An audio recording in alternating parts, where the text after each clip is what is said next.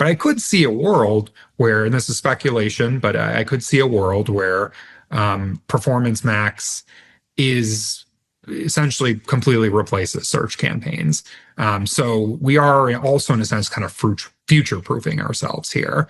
We don't want our clients to be in a position where, whenever that day comes, if it comes, there's this jarring, transition from this hyper controllable search campaign to this PMax campaign that we don't understand because we've just avoided it this entire time. It's big, it's scary, it's a black box.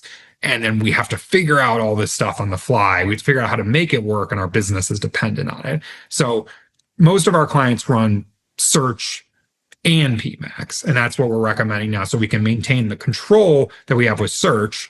But then we get that scalability and lower cost, and future proofing that we see on the Performance Max side. So we like to use both, essentially, at this point.